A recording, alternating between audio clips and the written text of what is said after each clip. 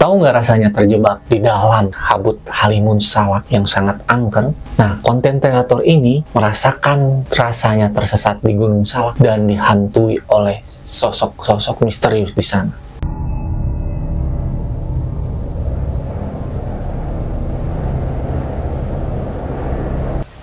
Itu gue lagi mandangin api, bercik-bercikan itu kan ke atas ya. Itu nggak sengaja gue ngelihat arah bercik-bercikan tuh ke atas. Atas. Kaget gue, masuk gue lebih.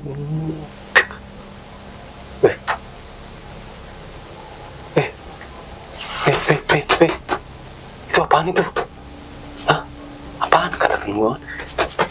Lihat ke atas, ke pohon besar gue gitu kan. Ke pohon besar. Masih megang nesting nih gue. Dilihat, itu jelas banget empat yang ngeliat. Tapi ngelihatnya itu cuman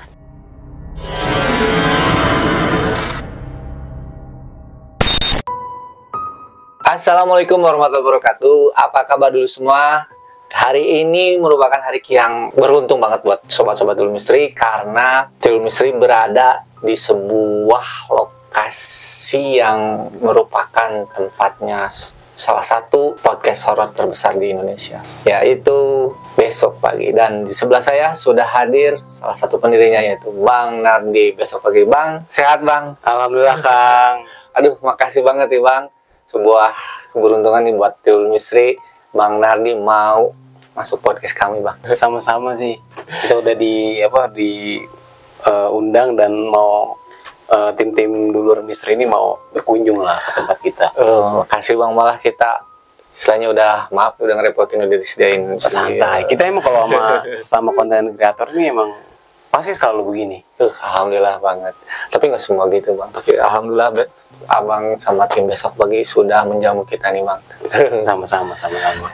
Nih Bang, karena kita dalam podcast Tidur Misteri nih, kita nih mau nodong Abang buat cerita nih di channel kita. Sebenarnya cerita gue nih yang itu aja sih, dan udah pernah diceritain di beberapa channel. Iya gitu Bang. Kan. Makanya kalau misalnya nagih cerita ya udah, mungkin di sini gue mau membagikan sebuah pengalaman waktu di Gunung Salak sih. Iya, Gunung Salak ya. Tepatnya di tahun 2013 akhir menuju ke tahun 2014. Udah lama ya Bang. Iya. Itu Pasti seru nih cerita yang bakal diceritain oleh Bang Nardi ini. Tanpa lama-lama, kita simak di segmen Ngopi Horor.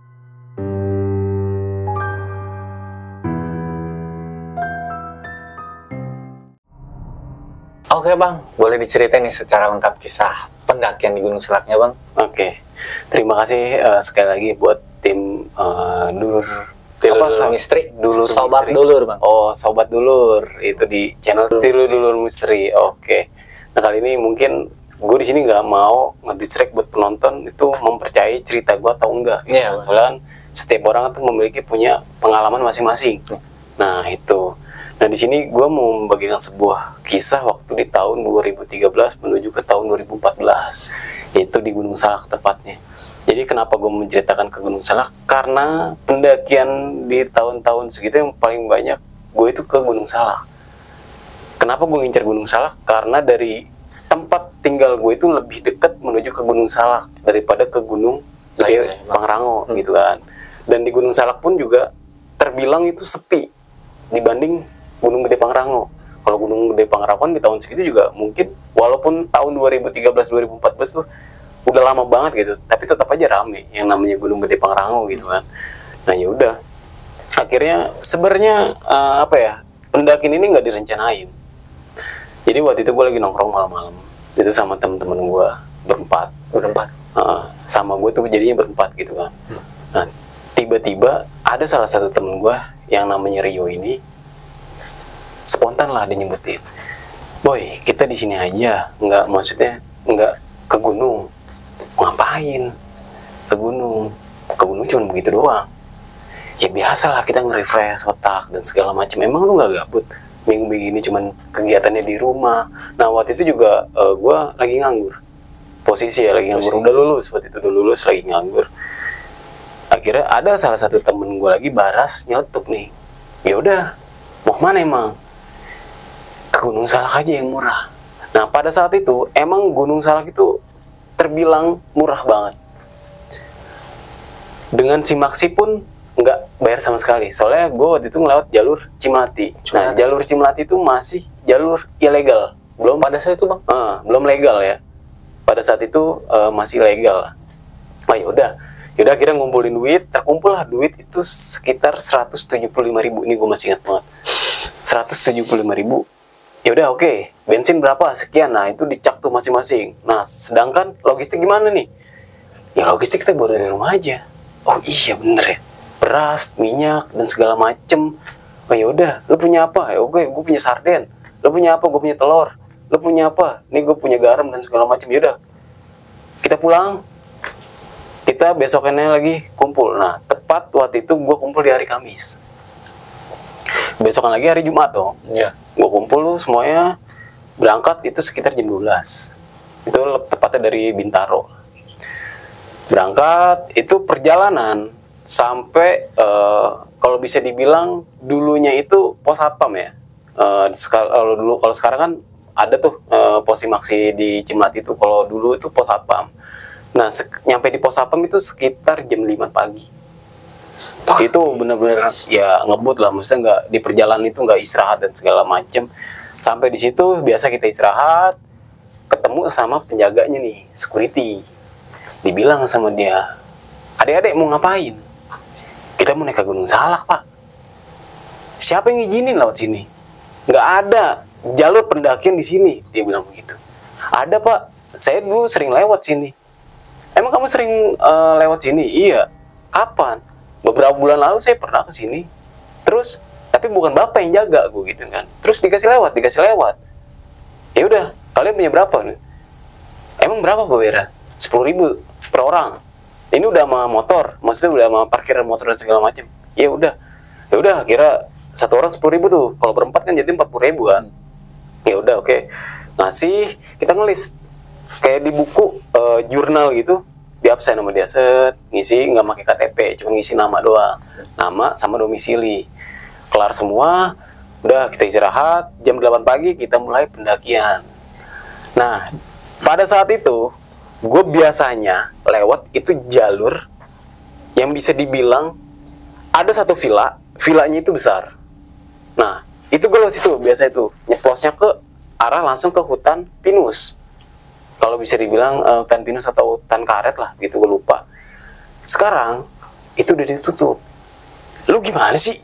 Katanya udah pernah lewat sini. Ya, gue emang kemarin lewat sini, tapi gue nggak tahu sekarang kalau tutup jalurnya. Ya terus gimana? Ya udah kita mundur lagi lah kita. Balik lagi ke pos satpam. Balik ke pos satpam nanya, Pak, ini kok udah nggak ada jalur ya? Iya, jalurnya sekarang udah dipinggirin ke kanan. Oh gitu. Terus abis itu kemana lagi? Yaudah ikutin aja jalur setapak.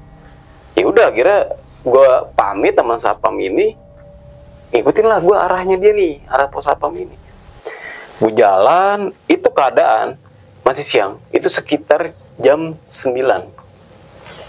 Sekitar jam 9 jalan, biasa tuh ngelewatin perkebunan, ngelewatin alang-alang, ngelewatin yang namanya itu kalau bisa dibilang hutan bambu lah. Hutan bambu, jalan lagi, tiba-tiba temen gue yang di belakang gue, jadi posisi gue itu ada di urutan kedua.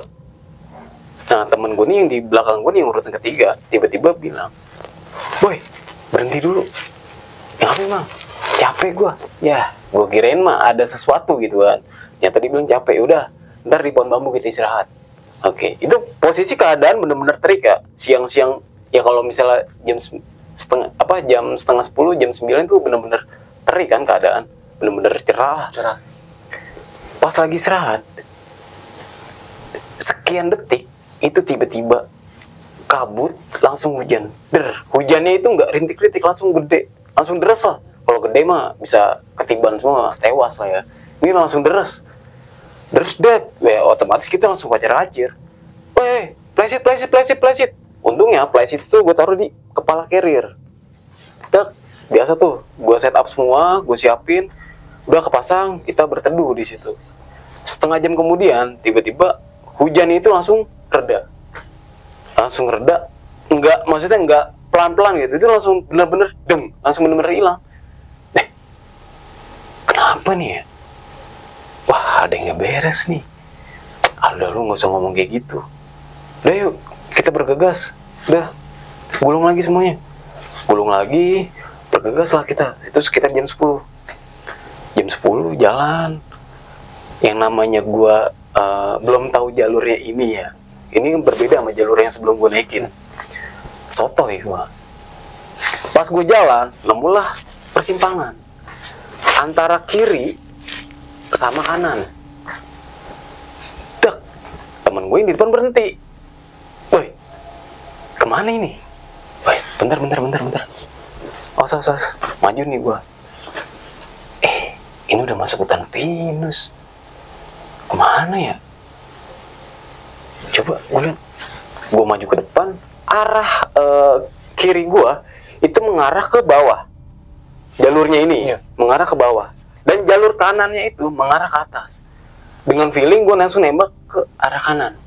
Soalnya kalau misalnya menuju ke atas, berarti kita harus naik yang atas.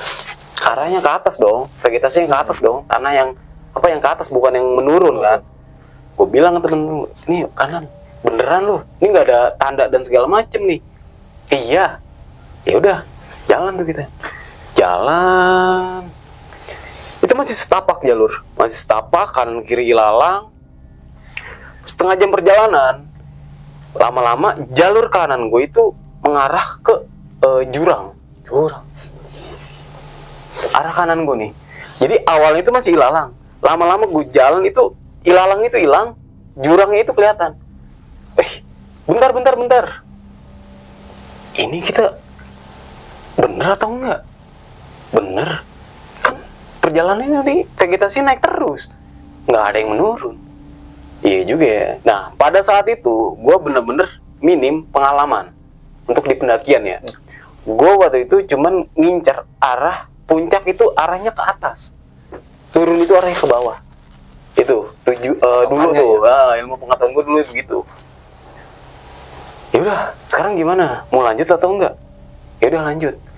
Posisi gue masih kedua, temen gue masih yang pertama. Biasa tuh di belakang temen gue. Dah jalan lagi, nggak begitu lama, tiba-tiba gue ngedenger suara orang lagi berendam di curug. Gimana sih, kayak suara anak kecil lagi main di curug, gimana sih? Dia tuh happy dan segala macem. Itu jelas banget, dan nggak gue doang yang denger. Empat itu gue ngedenger. Pas gue jalan, tiba-tiba di belakang gue nih temen gue ngedepok. Bener. Lu ngedenger nggak? Iya. Suara anak kecil kan? Iya. Nah, itu di mana ya? Bentar. Sebelumnya, gue naik ke Gunung Salak, belum pernah ngedenger ada curug. Di jalur Cimlati ini ya. Sebelumnya gue mendaki ke jalur Cimlati ini, belum pernah ngedenger ada curug. Ini deres banget airnya loh. Iya juga ya. Terus gimana nih? Masalahnya ini di mana? Ya gue nggak tahu ini di mana. Terus mau gimana? Ya udah jalan lagi. Bener nih jalan lagi. Kalau misalnya salah, jangan nyalain gue. Soalnya kan yang pertama kali gue ngarahin untuk ngambil kanan kan gue. Nah, notisnya gue bilang begitu. Jangan, kalau misalnya salah, jangan nyalain gue. Terus nyalain siapa? Ya udah sama-sama. Sekarang kalau misalnya gue ngarahin ke sini, lu ngikut. Kan lu udah pernah gue gitu, gue tunjuk ke temen gue. Kan lu udah pernah. Iya sih, lu udah pernah jalur ini belum? Belum. Ya udah, ikutin jalurnya, orang yang jalur bener kok. Ya udah, oke. Jalan. Itu suara yang anak kecil sama curug itu udah, maksudnya udah diabaikan lah sama temen-temen gue. Jalan, nah nggak begitu lama. Jalan itu tiba-tiba masuk lagi tuh ke semak-semak, vegetasi udah mulai rapat lagi. Nah, jalan setapak itu mulai menyempit. Mulai menyempit. Jadi yang namanya pohon-pohon liar, kan pohon-pohon di hutan kan walaupun kecil kan itu udah berapa tahun kan, udah berapa puluh tahun. Walaupun kita patahin pakai tangan juga nggak bakal bisa. Itu kan. Nah, itu lama-lama menyempit tuh. Kita jalan itu dari awal berdiri lama-lama nunduk. jalan, di stopin lah sama temen gue yang paling belakang, yang sweeper ini. Boy, bentar dulu, jangan main jalan-jalan aja. Ini bener gak yang kita jalan? Masalahnya jalan ini udah lama-lama udah ketutup. Oh iya ya, baru nyadar gue. Salah nggak begini, boy. Iya. Udah. Mundur lagi tuh gue. Mundur lagi sampai nemu agak legaan dikit, walaupun kita itu maksudnya nggak bisa berjejer lah. Itu cuman bisanya kayak ngantri. Biasanya cuma ngantri doang. Yaudah kita duduk sama-sama mengarah ke jurang. Nah, di belakang gue nih posisi arah ke atas. Jadi bener-bener vegetasi pada saat itu, tempatnya itu yang gue visualisasi itu bener-bener ya nggak luas lah. Bener-bener rapet. Berunding lah aku di situ, berempat-empatnya. Sekarang gimana? Sekarang udah jam berapa nih? Berarti jam lah. Tahu jam berapa?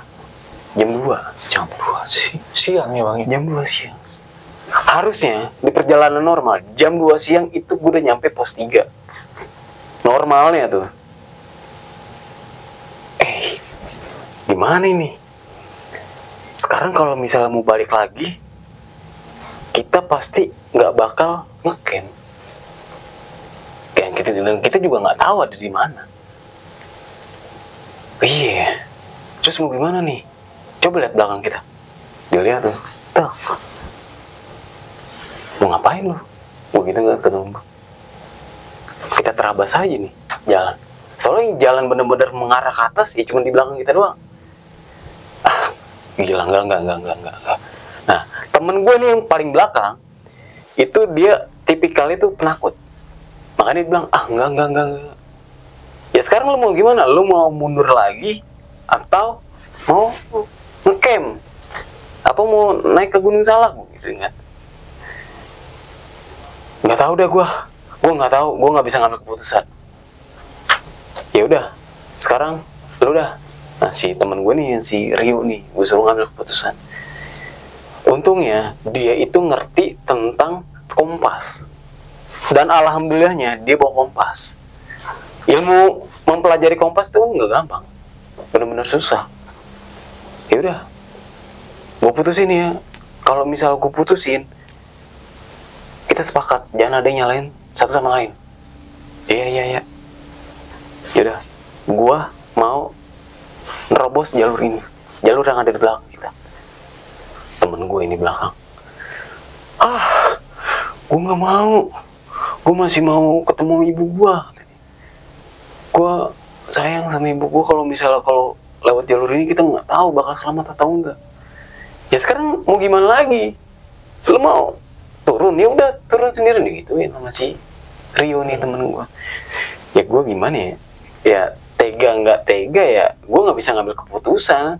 Ya kan gue di sini emang ngakuin salah lah gitu kan. Gue yang ngambil jalur kanan itu emang kan karena di situ gue juga belum tahu kalau jalur itu bukan jalurnya.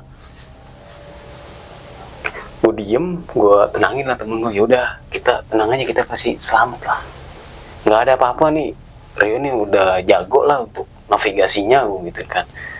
Bener ya, tapi yang selamat ya, kayak gituin. Iya. Ya udah, jalan duluan tuh. Nah sebelum jalan ini kita berdoa dulu. Nah yang mimpin temen gue nih si Baras. Berdoa segala macem, selesai lah. Rio nih jalan duluan buat ngambil dia yang buat ketuanya lah. Dia yang buka jalur segala macem. Temen gue yang penakut ini gue taruh di ketiga ya? Baras ini yang kedua, gue ini yang paling terakhir. Kita jalan, itu yang namanya pohon udah bener-bener bukan lurus lagi, itu miring. Terus kita sampai begini-begini, dok. Temen gue yang di depan gue nih yang penakut ini nangis sambil jalan sambil nangis. Ya gue akuin di situ gue juga takut nggak bisa balik dan segala macem. Gue bilang sama temen gue, udah nggak usah nangis, kita pasti selamat kok. Bener ya? Bener, serius, iya. Yakin kita bisa pulang? Iya. udah ikutin aja yang depan. Ya udah ikutin, jalan yang depan sama itu lama-lama terpisah tuh. Rio sama Baras, temen gue sama gue nih, jalan yang cepetan, nono kita udah ketinggalan. Iya, jalan. Nah, nggak begitu lama, itu tiba-tiba kabut. Kabut yang yang biasa kita lihat itu warnanya putih. Nah, ini kabutnya itu hitam. Tuh, boy, cepetan jalan. Ini lu nggak ngeliat kabut? Gue belum tahu ya. Pada saat itu yang namanya kabut halimun. Gue belum tahu. Udah cepetan jalan. Ini kabut lama-lama pekat nih. Kalau misalnya kita ketinggalan, kita bakal kepisah. Iya, udah. Jalan tuh. Lari kita. Apa maksudnya jalan cepet lah. Jalan cepet tuh. Mempet lagi kita tuh. Boy, jangan cepet-cepet jalan nih. Kita ketinggalan nih. Iya. 15 menit jalan. Tiba-tiba dari depan. Itu udah mepet ya. Nih, udah mepet nih. Kita jalan nih, udah mepet. Jaraknya nggak begitu jauh, udah cuma berapa? 1 langkah lah, udah bener-bener mepet. Itu kita dibikin kaget. Berempat-empatnya nih, ada satu bayangan warna putih. Kan kabutnya masih kabut tuh. Kan kabutnya hitam. Kalau misalnya warna putih tuh mendominasi pasti kelihatan dong. Tiba-tiba tuh, warna putih itu lewat di depan kita. Dak, temen gue yang di depan berhenti, nabrak, duk. Weh, lu kalau misalnya berhenti, bilang dong. Bentar. Lu ngeliat gak? Iya. Nah itu gue makanya berhenti. Oh, apaan tuh ya? Nggak jelas. Cuma kabut doang. Apa maksudnya bayangan putih ini cepet banget lewatnya. Apa itu ya? Nggak tahu. Bener. Tapi ini jalan bener nggak? Bener, lu nembak kemana? Ke pos 3. Coba lihat. Lihat tuh kompasnya kan. Bener nih masih ngarah ke atas. Yaudah, bismillah aja. Bismillah lagi. Jalan. Temen gue yang penakut ini di depan gue teriak lah. Wah, kaget dong. Kenapa? Itu apaan sih? Itu sebelah kanan. Orang tuh nggak ada apa-apa. Apaan? Dilihat teman-teman gue yang si Rio sama Baras ini nggak ada apa-apa. Jadi temen gue nih teriak hanya begini nih. Lu ngeliat apaan? Itu orang nggak ada. Coba lihat, lepas dulu. Gue bilang, tangan lu lepas dulu, lihat. Dilihat ke kanan sama dia. Nggak ada. Apaan yang lu lihat? Orang. Manusia. Boy, di sini kita cuma berempat doang. Lu nggak usah halu lah, lu nggak usah aneh-aneh lah. Bener yang gue lihat. Ngapain gue teriak? Sekarang lu kaget nggak sama teriakan gue kayak gitu? Ya kaget lah. Gimana nggak kaget? Lu tiba-tiba histeris teriak kayak gitu. Nah itu, gue ngeliat. Lah ngapain kalau misalnya lu ngeliat orang lu teriak? Ya sekarang gue mikirnya gimana, kata temen gue nih yang teriak ini. Sekarang gue mikirnya gimana? Ya logika aja, orang mana ada sih di posisi kita? Ya gue juga mikirnya gue cuma berempat. Ini bener-bener, ya kalau gue akuin ya gue udah tersesat pada saat itu. Tapi gue nggak bilang, gue nggak bilang ke teman-teman gue, ya ini kita tersesat, enggak. Gue cuma mau mencari jalur yang benar. Cuman itu doang. Udah. Minum. Tenangin lah tuh semua. Tenangin semua. Udah 2 menit kemudian jalan lagi kita. Jalan, nggak ada apa-apa. Itu perjalanan tuh bener-bener, wah itu lelah banget sih tuh. Gue bisa tembus ke situ aja itu sekitar jam 4:30. 5:30 sore. 5:30 sore. Berapa jam itu perjalanan? Itu bener-bener apa ya? Yang namanya capek ya capek. Yang namanya panik ya panik. Itu udah bener-bener campur aduk. Udah nggak bisa berkata-kata dah. Gue pada saat itu ya, kalau gue pengen nangis ya gue pasti nangis di situ. Soalnya kenapa ya? Gue pengen pulang. Gue juga pengen pulang. Gue pengen tahu jalur yang bener tuh yang mana. Ya udah. Oke, jalan. Karena yang nembak Rio ini nembaknya ke pos 3 kan. Tiba-tiba Rio ini jalan duluan nih cepet nih. Tuh. Soalnya kenapa? Dia ngeliat ada satu apa ya? Kalau bisa dibilang satu tempat itu luas. Makanya dia langsung deng. Weh, anjir tinggal gua. Weh, jalan. Jangan cepet tuh. Jangan lari. Ngikutin Rio, lari. Dak. Ketemulah kita yang ditembak sama Rio itu, yang diincar sama Rio itu. Apa namanya? Luas lah ya, apa namanya? Lahan luas lah. Dak. Alhamdulillah. Akhirnya kita nemu lahan luas juga. Bentar. Ini di mana?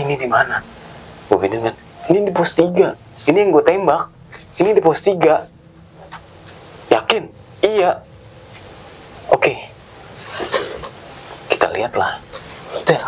Namanya dulu emang belum terlalu resmi ya. Yang penting ya kalau misalnya dulu tuh di Salak itu kalau misalnya mau menamakan pos itu pohonnya diukir, ya kan? Dulu kalau misalnya kayak di zaman tahun segitu pasti pohon yang diukir kan, untuk pos dan segalanya pohon diukir. Coba kita lihat pohon yang paling gede. Ada, das. Kita lihat sama-sama. Dilihat, Lo tahu itu pos berapa? Pos berapa, Bang? Pos 2. Anjir. Masih pos 2. Yang ditembak Rio pos berapa? Pos 3. Tapi arahnya benar. Nah, di situ anjir. Oh, bentar. Mungkin nggak begitu jauh. Soalnya di pos 2 ke pos 3 ini nggak begitu jauh. Gue gituin kan ke temen-temen gue. Oh iya, benar. Orang. Mungkin gue logikanya seperti itu. Gue nggak mau apa-apa tuh langsung ke mistis gitu kan. Iya benar. Iya kali gue maksudnya kenapa kita diarahkan ke sini? Karena dari pos 2 menuju ke pos 3 itu nggak begitu jauh. Oh iya juga ya. Yaudah, kita istirahat aja dulu di sini. Sekarang begini, kita mau istirahat di sini apa mau ngecamp di pos 3? Yang di pos 3 berapa menit? Sama temen gue yang paling penakut nih. Ya sekitar 10 menit lah. Emang nggak begitu jauh jaraknya.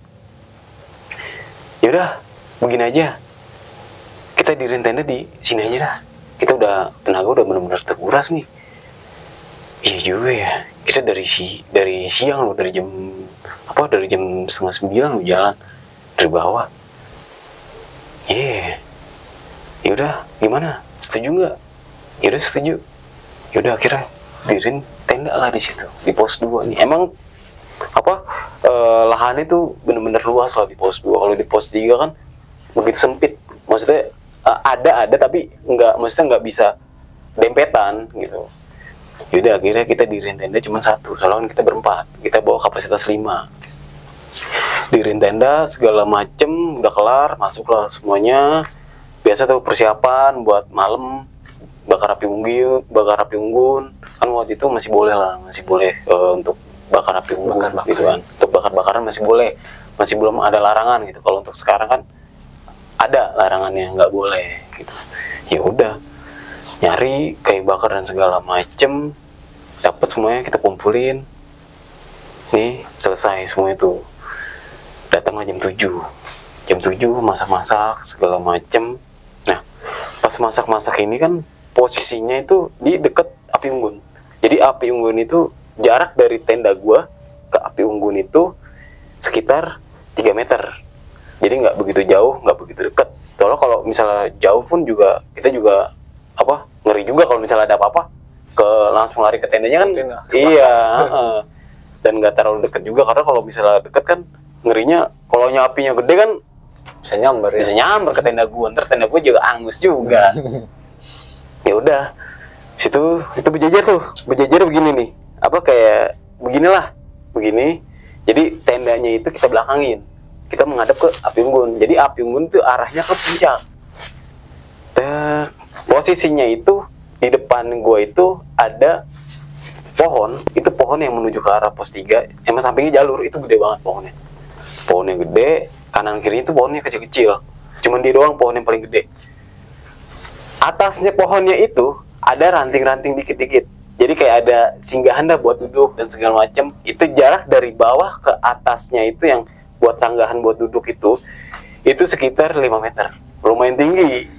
Pohonnya itu kan juga tinggi, itu kan gue nggak tahu pohon itu berapa meter, bisa 10 meter, bisa 20 meter, tuh. Dan berapa tahun gue juga belum tahu, soalnya gue bukan pengamat pohon, gitu. Ya udah, biasa tuh lagi ngobrol sambil makan-makan, nggak sengaja, itu gue lagi mandangin api, bercik-bercikan itu kan ke atas ya, itu nggak sengaja gue ngelihat arah bercik-bercikan tuh ke atas. Atas. Kaget gue, langsung gue lebih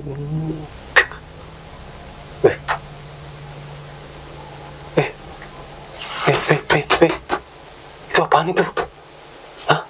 Apaan? Kata temen gue. Lihat ke atas, ke pohon besar gue gitu kan, ke pohon besar, masih megang nesting nih gue. Dilihat, itu jelas banget empat yang gue lihat. Tapi ngelihatnya itu cuman putih doang. Putih lagi duduk. Kayak apa ya, bisa dibilang kayak siluet gimana sih? Bayangan kayak gitu. Ya, kayak bayangan gitu.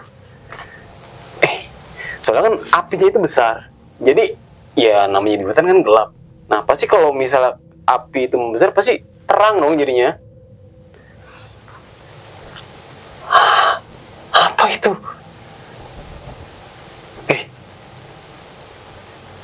Coba lihat. Disamperin nih sama temen gue nih, sama si Rio.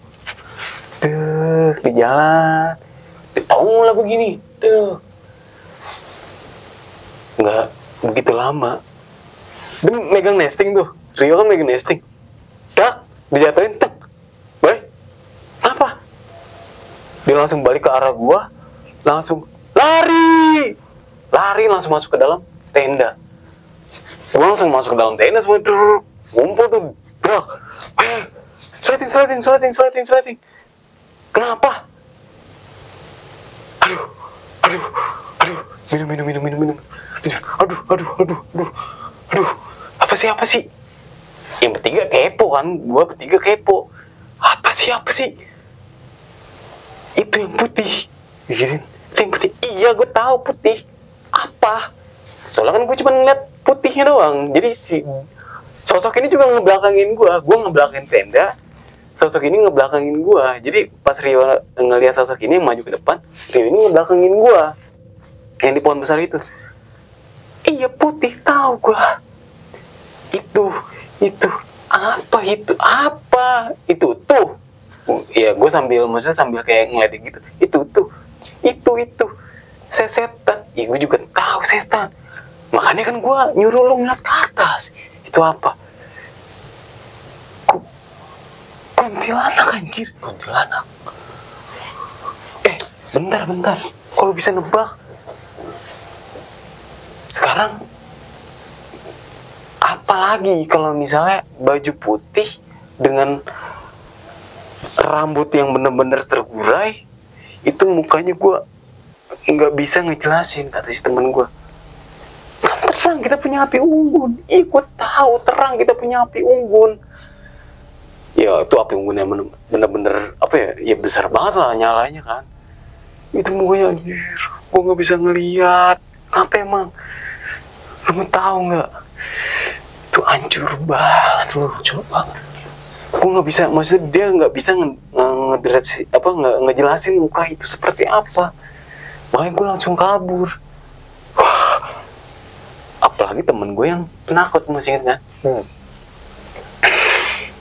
Di situ dia nangis loh. Kan gue bilang apa? Udah dari awal udah kita pulang, ngapain kita maksain naik? Dari awal kita juga udah firasatnya nggak enak.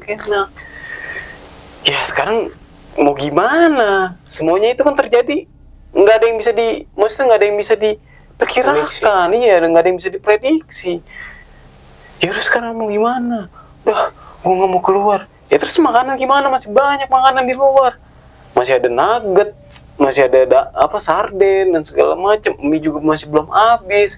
Zaman segitu kan ya logistik ya emang cuma begitu, beda sama zaman sekarang. Kalau sekarang kan di gunung ya lu bisa foya-foya, bisa banyak pilihan. Iya, bisa banyak pilihan. Kalau zaman itu yang paling familiar itu sarden, Indomie, nugget. Udah cuma itu doang. Udah, kalian aja kalau misalnya, ya gue juga agak berani. Terus gimana? Yaudah, kita tidur aja, tidur. Sekarang jam berapa? Dilihat kan, tuh jam 11. Masih malam ya. Udah malam banget. Terus gimana besok? Udah, lihat aja dah besok. Yaudah, akhirnya tidur tuh. Mencoba tidur tuh. Panik kan, tadi juga panik kan. Yang namanya orang takut tidur pasti nggak bisa. Susah dong pastinya. Udah, paksain tidur. Tarik sleeping bag, begini. Temen gue narik sarung. Jam-jam sini jam-jam sarung kan. Dan Salak juga maksudnya nggak begitu dingin cuacanya. Cuma di sini dong nih dingin nih. Nih. Ya udah, paksain tidur. Akhirnya kita tidur. Bangunlah pagi hari nih. Bangun sekitar jam 7. Woi, bangun. Gue belum yang bangun. Gue bangunin teman gue. Bangun. Jam berapa ini kita? Jam berapa ya? Anjir, jam 7. Terus gimana? Dari sini ke puncak berapa jam? 5 jam. Temen gue yang takut nih. Udah, gue di sini aja. Gue nggak mau muncak. Kalau misalnya lu pada mau muncak, yaudah silakan. Tapi gue jangan ditinggal sendirian. Dia bilang begitu. Dia bilang apa? Kalau misalnya kalian mau muncak aja. Tapi gue jangan sendirian. Gue bingung kan. Lu nyuruh gue pada muncak, tapi lu nggak mau ditinggal sendirian. Terus lu siapa yang nemenin? Ya ada, tinggalin satu orang gitu. Ya, lu ada mau nggak? Nggak mau, gue juga mau ke puncak. Soalnya pada zaman itu ya harus muncak, tujuan ya muncak, harus muncak, mau gimana pun ya harus muncak. Yaudah, sekarang gini aja, kita gambeng. Kalau misalnya temen gue yang penakut ini menang, nggak ada yang muncak. Tapi kalau misalnya gue menang atau Rio atau Baras ini menang, kita muncak semuanya. Tapi ya nggak usah tapi-tapian. Ayo, yaudah. Oh, malah gambreng. Maksudnya bedu semua tuh Sri dah. Ayo lagi. Oh, malium gambreng. Bedu lagi tuh. Ketiga kali nih. Oh, malium gambreng. Napas gambreng. Itu kita cowok semua nih. Oh, malium gambreng. Tiba-tiba ada suara cewek pas kita gambreng. Suara siapa? Cewek. Kita ada cewek? Nggak ada. Ini pagi loh. Iya pagi. Gue salah denger nggak? Lu denger nggak? Denger. Kalau misal gue yang denger, oke, gue masih salah denger. Ini berempat-empatnya yang denger ya. Udah. Coba kita tes lagi. Masih ada nggak nih suara? Tes lagi. Oh, malium gambreng. Nggak ada. Dan akhirnya temen gue yang penakut ini menang. Dia putih sendiri, yang lain pada gelap semua. Tuh, gue menang kan? Bentar. Gue masih penasaran sama suara yang tadi nih. Tapi gue menang digituin. Jadi si penakut ini ngalihin pembicaraan biar nggak ke bawah sugesti dan semacamnya lah. Udah, kita sekarang nggak muncak, kita cuma bersenang-senang sini segala macem. Udah, deal ya, kita nggak muncak gitu. Ya udah, oke, siap. Ya udah, oke. Terus kita mau ngapain ini? Masih siang. Emang kita mau turun jam berapa? Ya nantilah, sore-sorean. Soalnya dari pos 2 menuju ke bawah itu cuman paling lama itu 1 jam. Paling lama. Makanya kenapa gue bilang itu sore turun. Ya udah, kita bengong-bengong aja. Tapi gue nggak mau di luar, gue mau di dalam tenda aja. Si penakut ini, ya lu ngapain dari siang? Gue mau tidur lagi. Oh ya udah, oke, siap. temen gue penakut ini tidur lagi, dia yang lanjutin tidur lagi. Gue masih main-main tuh di luar. Ya biasalah, main ceng-cengan, ngobrol sana sini, nikmatin alam dan segala macem. Sekitar jam 10 tiba-tiba ada 2 bocah, kalau bisa dibilang emang bocah orang Akansir itu lewat tuh. Misi A, misi Kang, misi Mang. Oh iya, mau kemana dek? Mau ke Curug. Ke Curug? Emang ada Curug? Ada tuh di pos 3, turun ke bawah. Curug. Padahal pas kita, lu denger yang gua ngedenger Curug pas sebelumnya yang berangkat tuh, yang masih siang banget. Iya. Itu jarak tuh jauh banget loh pas gue jalan menuju ke pos 3 itu. Makanya gue bilang, Curug. Curug? Curug mana? Itu kali Curug yang kita dengar. Iya kali ya. Jauh nggak? Gue gituin ke anak-anak ini. Enggak, deket. 20 menit lah. Orang turunan ini. Turunan 20 menit, apalagi naiknya. Naik mah cepet, merayap. Tapi vegetasinya gimana? Ya sekitar 90 derajat lah. Kemiringannya. Wah anjir, 90 derajat. Miring banget tuh. Iya. Gimana? Mau ikut nggak? Penasaran gue kan. Gimana, mau ikut nggak? Terus dia gimana? Temen gue yang penakutin dalam tenda. Iya, bangunin aja. Kalau dibangunin dia pasti nggak mau ikut. Sekarang kita aja ke puncak aja dia nggak mau. Ntar kita disuruh gambreng lagi. Kalau dia menang kita nggak ikutin bocah lama. Antar ditinggal sama di bocah, kita nggak tahu curugnya di mana. Iya juga ya. Terus gimana? Yaudah, kita tinggal aja. Gue tinggal akhirnya. Sepakat tuh gue. Ya di sini ya emang kesalahan gue, emang waktu itu gue masih egois lah, gitu kan, masih egois. Yaudah boy, ikut gue, ikut coy, gitu kan. Yaudah ikut jalan terus jalan, itu bener-bener kemiringan itu bener-bener 90 derajat itu. Yang namanya ilalang, pohon dan segala macam, wah udah merambat segala macam lah gue di situ. Udah semak-semak, bas, untungnya bawa pisau kecil lah. Dak.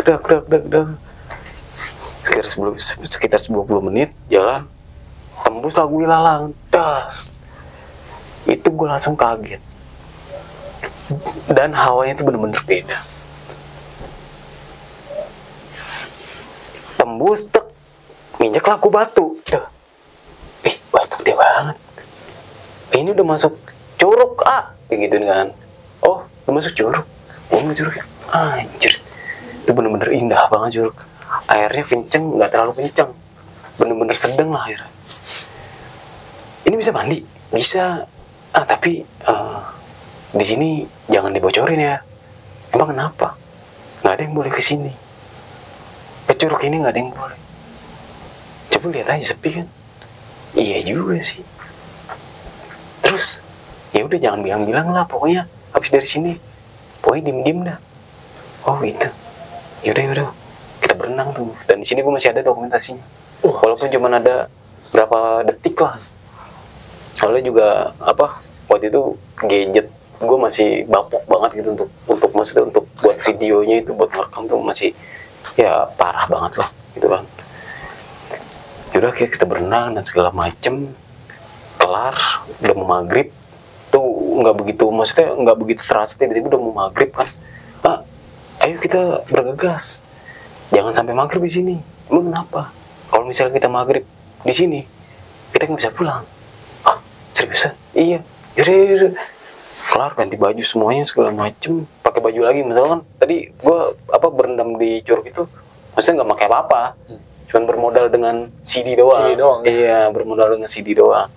Kita akhirnya pakai pakaiannya segala macem, bergegas lah kita tuh balik lagi ke tenda. Pas lagi balik ke tenda, si anak kecil ini, yang bocah ini, yang 2 ini jadi pamit, dia turun. Pamit ya? Yaudah ya, oke. Balik lagi gue ke tenda, gue ngeliat ke tenda, tuh temen gue masih tidur. Buset, gue bilang anjir, boy bangun. Wah, lu akhirnya datang, anjir lu ninggal gue. Lah, berarti lu bangun dong. Iya gue bangun. Wah parah lu, parah. Kenapa emang? Ntar. Udah yuk, turun. ntar gue ceritain. Yaudah turun. Yaudah bergegas semuanya. Turun. Jalan ke bawah nih, ke pos satpam lagi. Sampai pos satpam, istirahat sebentar, kita balik jam 9 malam. Balik sampai rumah jam 2. Nah, pas sampai rumah ini, maksudnya sampai tongkrongan ini, istirahat sebentar, ngopi-ngopi, gue tanya lah temen gue nih yang gue tinggal nih, yang ke Curug. Lalu tadi tahu gue tinggal, lu kebangun? Gue gitu kan. Iyalah, gimana nggak kebangun gue?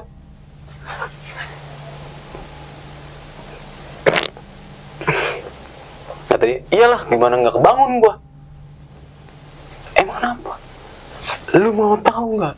Pas gue ditinggal, gue ngedenger ada suara pendaki lewat di luar tenda. Nah, kalau bisa denger, iyalah orang udah mau bangun, maksudnya dari tidur pulas itu udah terbangun lagi, maksudnya udah tidur sayup-sayup.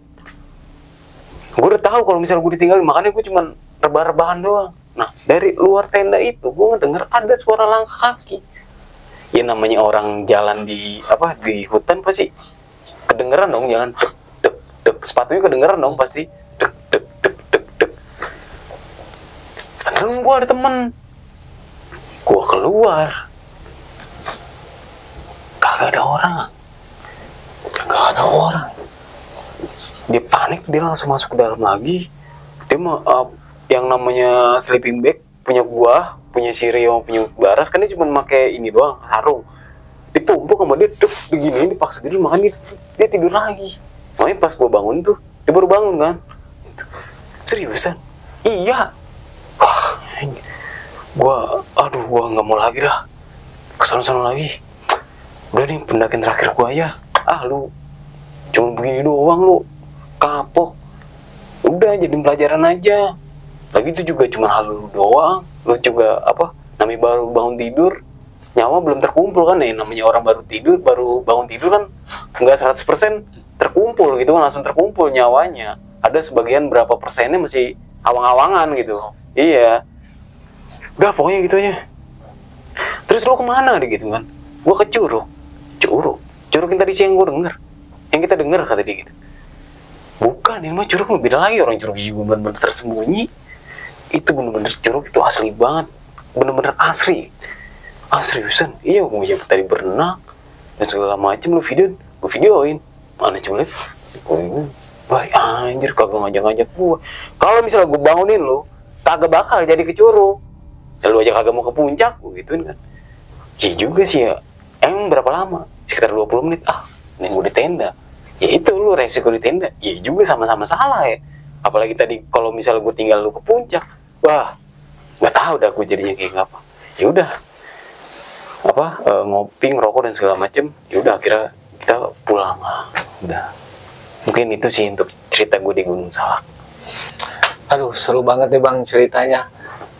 Jadi pengalaman juga ya Bang ya. Itu dari Gunung Salak ini ya Bang ya. Itu benar-benar ya pengalaman. Ini Bang, ada beberapa pertanyaan nih Bang yang pengen gue tanya nih Bang. Lu kan pas pertama mendaki yang sampai beberapa jam itu lu ketemu Kabut Halimun ya Bang? Iya, itu gue baru tahu sekarang ini. Waktu itu lu belum sadar Bang? Belum tahu, kalau itu cuman kabut hitam doang. Gue taunya. Itu berapa lama Bang lu ada dalam keadaan di bawah kabut halimun itu Bang? Oke, di bawah kabut yang hitam itu sekitar 2 jam. 2 jam? 2 jam. Itu sekitar 2 jam nggak hilang-hilang. Makanya kenapa temen gue yang di depan ini, yang penakut ini, gue suruh cepet-cepet. Wah, itu gue kalau misalnya terpisah, itu kan untungnya pas sebelum terpisah tuh kabut tuh belum datang kan. Tuh kalau misalnya kabut itu datang, gue terpisah, gue nggak tahu. Mungkin ya bisa terpisah juga, gue bilang. Hilangnya juga dibagi grup. Grup Rio sama Baras, ya penakut sama gue. Katanya jarak pandang ini banget ya Bang? Itu jarak pandang itu sekitar 3 meter. 3 meter. Jarak pandang ya sekitar 3 meter. Makanya kalau untuk di pendakian sekitar 3 meter ya kadang ada yang dekat, kadang ada yang jauh. tergantung ketika kita lagi ada di posisi mana nih. Kalau misalnya kita ada di posisi tanjatan atau ada di posisi belokan dan segala macam, 3 meter itu jauh kalau misalnya di belokan. Tapi kalau misalnya 3 meter di tanjatan atau ya vegetasi masih kelihatan, ya nggak begitu jauh. Itu. Terus pas lu itu nerobos jalur yang lu belum tahu kan, dalam kondisi kabut Halimun turun, itu lu cuman ngandelin alat navigasi kompas doang berarti bang ya? Terus lu nggak pinggir kanan kiri itu kelihatan nggak sih kalau ada jurang sama gitu? Itu bener-bener nggak. Maksudnya kalau untuk jurang itu nggak ada. Soalnya vegetasi kita, trek yang kita lewati itu bener-bener miring. Jadi kita begini jalan ini. Wah. Dan temen gue yang di depan tuh sambil nebas-nebas. Kan bawa pisau kecil ya, bukan kayak pisau besar dan segala macam. Itu pisau kecil buat kayak ada ranting, maksudnya yang ngeranting itu yang buat ngalangin, bukan kita buat nebas-nebas pohon dan segala macam, enggak. Buat ngeranting-ranting yang ngalang-ngalangin doang. Itu. Terus ini masalah sosok nih bang, yang waktu abang nyalain api unggun ya teman-teman Pak. Nah, kesini-sini abang cari tahu nggak bang sosok itu tuh siapa, atau memang di situ ada mitos, ada urban legendnya tentang sosok itu bang? Nah, kalau cari tahu nggak bang? Oke, kalau untuk sosok yang dilihat, gua kan cuman putih doang, putih doang. Yang lihat ini bener-bener temen gua nih, yang bener-bener nongol ke atas gitu kan. Dia tuh bahwasannya bahwa itu kuntilanak, tapi gua nggak bisa 100% mengiyakan. Soalnya kan gue juga maksudnya bener adanya kuntilanak kayak gitu atau enggaknya kan gue belum, pada saat itu belum tahu gitu kan. Akhirnya gue cari-cari tuh di internet, ternyata benar sosok kuntilanak itu ya seperti itu gitu kan. Maksudnya perwujudannya seperti itu, kayak baju putih sama rambut yang panjang ura-uran. Oh iya bener juga ya. Kalau untuk mitosnya itu, kalau untuk di pos gue itu gue nggak tahu gitu kalau misalnya di situ yang tempatnya kuntilanak dan semacamnya lah gitu, kayak pocong dan segala macam semacam lah. Gue maksudnya nggak bisa mengarahkan ke situ. Tapi kalau misalnya kayak keangkeran Gunung Salak ya emang udah teruji gitu. Kalau misalnya gue nyari mitos tentang Gunung Salak ya pasti ada aura-auran gitu. Maksudnya mengarah ke sana sini. Untuk di pos 2 ini yang nggak ada penjelasan tentang itu. Kondisi pada saat itu sih bang, sumber air pas lu tersesat itu lu bawa sendiri apa memang pernah nemuin sumber air bang? Nah kalau untuk pas di tersesat itu ya, itu gua untungnya bawa air. Bawa air ya bang? Satu orang itu 1 botol yang 1,5 liter, yang gede itu. Nah itu satu. Dan pada saat itu gua kalau misalnya naik gunung sampai sekarang pun jarang minum. Paling banyak ngerokok. Jadi air minum itu diganti sama rokok. Itu kalau di pendakian. Makanya kenapa gue kalau di setiap pendakian tuh cuman bermodalkan cuman air 0,5 liter yang 500 ml atau 400 apa 600 ml gitu. Nah cuman bermodal itu ya karena rokok gue paling banyak. Gue pengganti air minum gue sama teman-teman gue ya rokok. Jadi maksudnya nggak terlalu banyak minum lah. Tapi hebat tuh bang. Kalau misalnya kalau nanjak ngerokok tuh kalau gue kerasa banget bang. Oh gitu. Kalau ngap. Kalau gue itu rokok sih. Kalau gue di gunung tuh rokok Samsu. Samsu kalau untuk di trek itu filter. Itu sih kalau untuk gua. Mantap nih bang. Apalagi ya? Tapi jangan dicontoh lah. Nggak baik. Soalnya kalau kita ke gunung kan niatnya ingin olahraga, ingin buang keringat untuk ya nyari oksigen yang benar-benar bersih lah gitu kan. Jangan dicontoh lah. Semenjak lu bang nemuin curug ya bang ya, dari pas tahun 2013 kan yang lu mendaki ya 2013. Lu pernah ke Salak lagi terus nemuin curug itu lagi nggak bang? Kalau untuk yang curug yang sama anak-anak kecil itu gua ke situ lagi. Ada bang curug. Ada yang curug itu ada. Tapi curug yang gua denger yang sebelum gua tersesat itu gua nggak tahu. Tapi katanya ada curug. Namanya itu Curug Citaman. Masih Cimlati itu bang? Masih Cimlati. Makanya gue mikir Curug Citaman emang ada. Maksudnya emang ada gitu. Gue nggak tahu. Tapi pas kemarin gue kesana itu ada arahnya. Kalau dulu gue nggak ada penunjuk dan segala macem, nggak ada informasi lah gitu kan. Tapi sekarang itu katanya ada Curug Citaman. Tapi gue nggak tahu curugnya itu seperti apa, gue nggak tahu. Karena lu cuma dengar suara. Iya, dari atas. Dan suara curugnya itu deres, dan suara anak kecilnya itu bener-bener jelas. Kalau misalnya suara curugnya itu deres sama suara anak kecilnya itu jelas, otomatis curug itu nggak begitu jauh dong dari posisi gua. Tapi di mana? Masalahnya itu gua nggak tahu curugnya itu di mana. Nah itu sampai sekarang pun gua nggak tahu curugnya itu di mana. Itu yang jadi misterinya ya Bang ya. Nah itu. Oh itu. Berarti Bang ya selama lu tersesat hampir lebih dari 12 jam ya Itu dari siang dari jam berapa? Jam setengah 12-an atau jam berapa itu? Itu sampai mau malam. Oh malam. Berarti lu itu pemikiran lu tuh muter-muter atau gimana tuh Bang tersesat? Enggak, jalan udah ngikutin si Rio ini temen gua. Yang jalan cuma begini.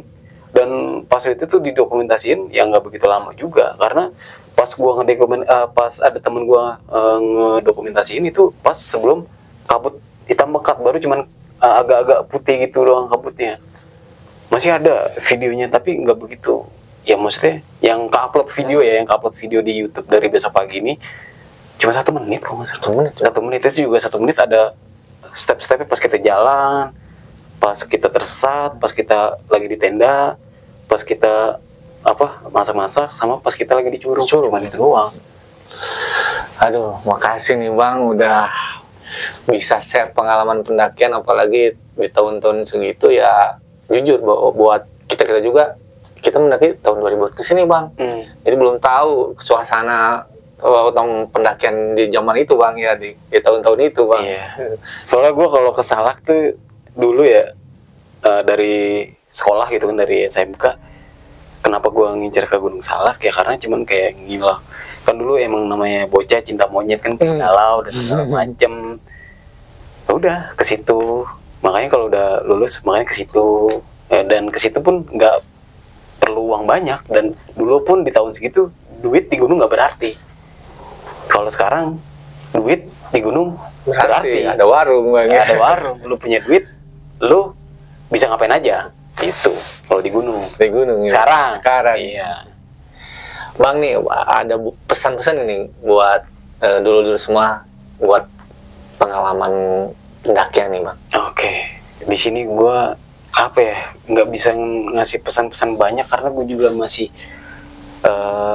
punya salah-salah banyak lah dalam pendakian segala macam. Gue nggak mau menggurui siapapun, soalnya di dunia pendakian ini banyak yang lebih expert, banyak yang lebih tahu tentang dunia pendakian itu seperti apa, tentang caranya seperti apa.